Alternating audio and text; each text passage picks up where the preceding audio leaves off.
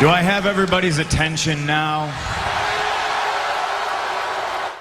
Yo les amis, c'est Catch Trap et je nous parle catch. Aujourd'hui, récap de la semaine. Donc on va passer en revue toute la semaine avec le show de la semaine, le match de la semaine, le catcheur de la semaine et la grosse news. Parce qu'il y a une grosse news qui est tombée cette semaine. Malheureusement, c'est une mauvaise nouvelle. Donc on va voir ça ensemble. Et avant de commencer cette vidéo, je vais vous demander de liker, de vous commenter, de vous abonner, de partager. Extrêmement important pour développer cette chaîne. Et on va devant des 300 abonnés avant la fin avril les amis. Directement avec le match de la semaine. Donc le match de la semaine, ça n'a pas été compliqué hein. Franchement, on n'a pas une semaine de ouf hein. Je vais pas vous le cacher. Isaiah Scott contre Leon Ruff du côté de NXT.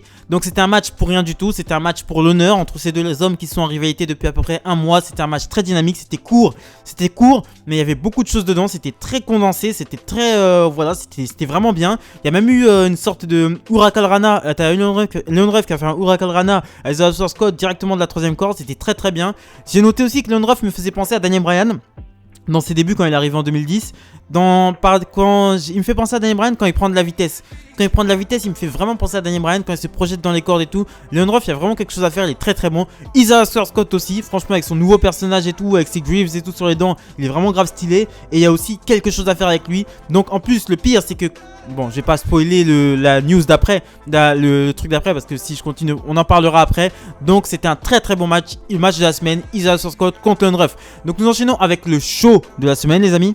La semaine, étant donné que c'est des shows après WrestleMania, même NXT c'est après pay-per-view, après Stand and Delivered, je pardonne pas. Pour moi, il n'y a aucune excuse. Raw, c'était de la grosse merde, je vous le dis direct. SmackDown, c'était de la grosse merdasse.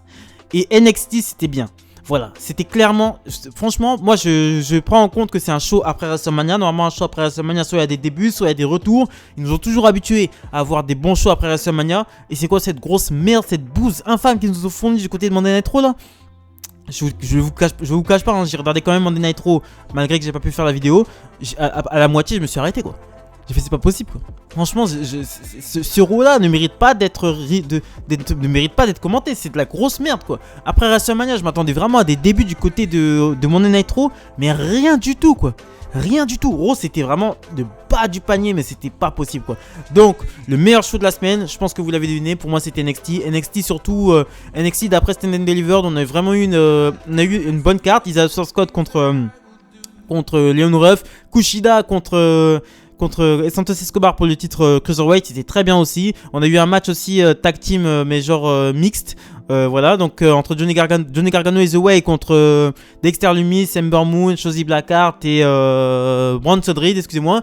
Et aussi, on a eu aussi une nouvelle génération qui s'est destinée.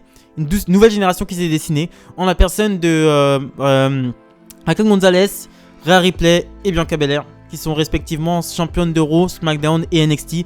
Et ça m'a rappelé quoi? Vous savez, ça m'a rappelé quoi? Ça m'a rappelé quand CM Punk a remporté le titre en 2011, le titre de la WWE.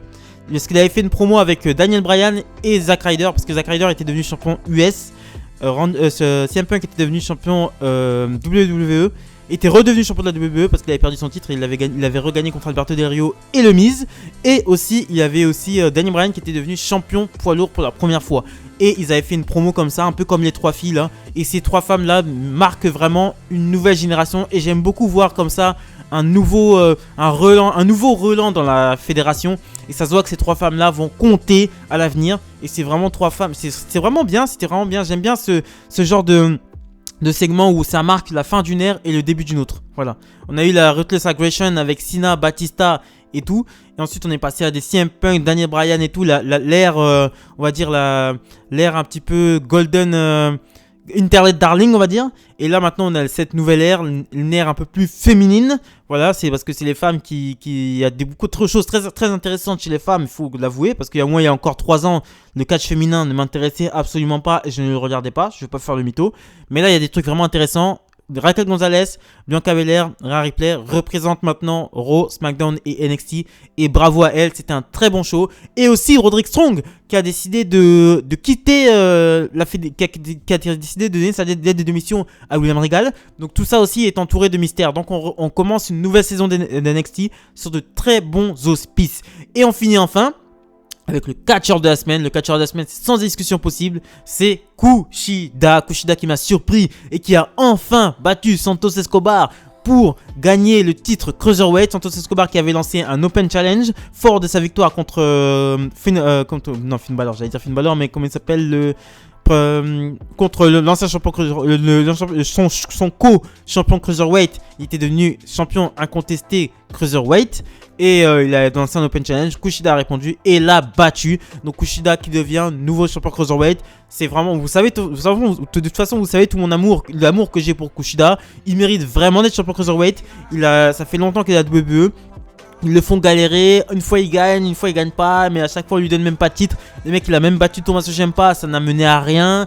Là enfin, lui, ils lui ont donné. Triple H, merci de lui avoir donné le titre Cruiserweight. Il fait partie pour moi du top 5 des meilleurs catcheurs de la WWE. Seul point noir de Kushida, c'est que sa tenue est encore pire que celle d'avant quoi. Il est venu avec un vieux truc orange. Vas-y, remets ton pantalon de retour vers le futur. Mais cette horreur là en tant que champion, c'est pas possible quoi. On aurait dit il avait mis sa veste, tu sais, de Marty McFly et un petit truc. On voyait juste ses petites cuisses. C'était pas possible. La tenue c'était pas possible. C'est pas une tenue de champion ça. Je suis désolé. Même un champion Cruiserweight. Regarde comment il est, Santos Escobar. Santos Escobar il a des vraies tenues hein. Donc voilà, Kushida, nouveau champion Cruiserweight. Il aura vraiment un très bon règne parce que t'as Isaiah Scott qui vient de gagner, en ce moment qui est dans une pente ascendante. Bon, Bronson Reed, il serait capable de mettre Bronson Reed pour le titre Cruiserweight. Donc Bronson Reed, je compte aussi. Et voilà, il aura vraiment une bonne carte autour de lui pour pouvoir avoir un règne, un très très bon règne. Et on enchaîne enfin avec la news de la semaine. Donc la news de la semaine est une mauvaise nouvelle. Hein. Comme l'année dernière, cette fois-ci c'est au mois de mars. L'année dernière c'était au mois de mars et cette fois-ci c'est au mois d'avril. La WWE nous a dressé une liste de renvois. Donc je vais vous le faire. Je vais vous faire les noms, je vais vous dire les noms et je vais vous dire ce que j'en pense. Peyton Royce, donc il faisait partie des Iconics, ça faisait un moment qu'on l'avait pas vu. Bon, Peyton Royce avait dit un truc sur Twitter, elle avait dit que Charlotte Flair, on voyait trop Charlotte Flair, que tout était donné à Charlotte Flair, qu'il y avait rien pour les autres catcheuses, mais entre guillemets sa fille. Après, elle avait eu un match contre Charlotte Flair il y a 2 semaines où elle avait, ils l'ont fait jobber contre Charlotte Flair. Je pense pas que ce soit ça la cause de son renvoi parce qu'on la voyait pas avant. Mais après, est-ce qu'elle va manquer à quelqu'un? Non, je ne pense pas. Billie Kay, c'est un petit peu plus compliqué. Elle a vraiment des lacunes sur le ring, c'est vraiment pas possible, elle n'y arrive pas. Par contre, elle s'était trouvé un personnage très sympathique, un personnage de petite emmerdeuse qui va essayer de gratter de l'amitié un petit peu partout. Elle était sympathique, franchement son entrée à WrestleMania quand elle imitait Carmella, c'était hilarant. J'étais avec un pote, je regardais ça, j'étais KO, j'ai fait ok, elle est drôle, tu vois. Et j'étais prêt à lui pardonner. Mais bon, là ils l'ont foutu à la porte. À mon avis, c'est pour ses lacunes sur le ring, c'est pas possible quoi. À WrestleMania, c'était vraiment laborieux. Et voilà, donc les Iconics qui partent. Et Billie Kay qui a mis un message sur Twitter, un message très sans haine. Elle a remercié tout le monde d'avoir pu vivre son rêve. Ça fait plaisir, des gens qui partent et qui ne crachent pas sur la WWE quoi.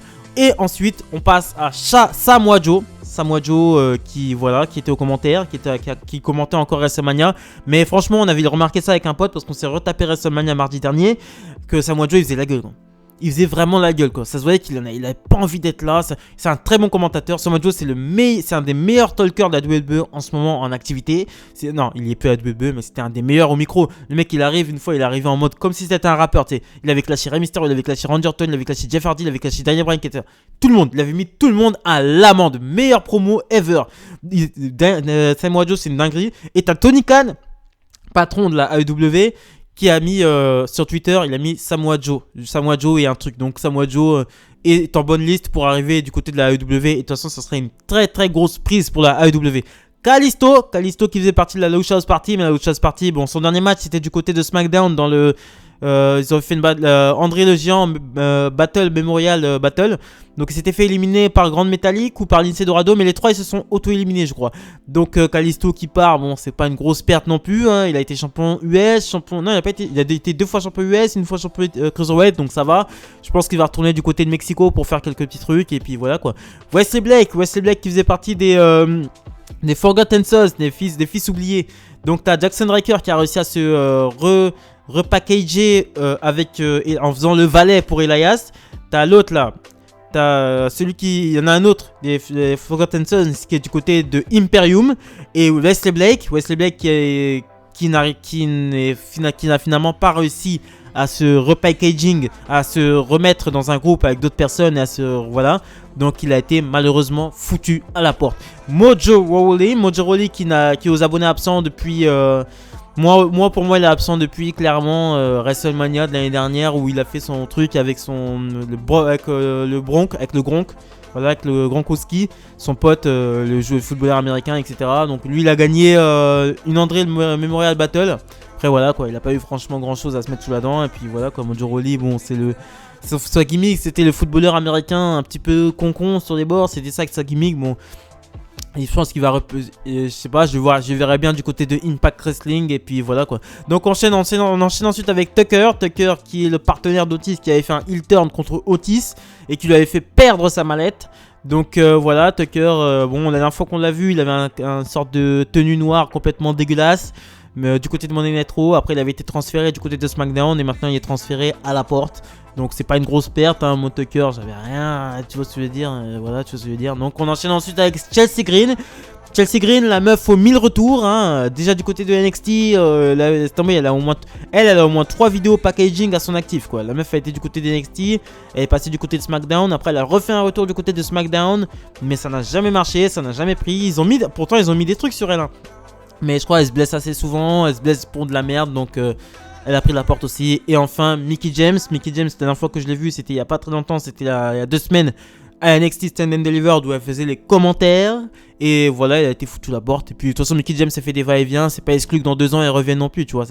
Elle a passé 5 ans hors de la WWE. Elle catchait déjà avant la WWE. Donc elle trouvera pas, c'est une ancienne, c'est une vétérante. Et elle trouvera pas de mal. Son mari est catcheur. Et elle trouvera pas elle aura vraiment pas de mal à retrouver un boulot dans une autre fédération. Et étonnamment, voilà, la liste est finie, hein. Étonnamment, Aleister Black ne figure pas sur la liste.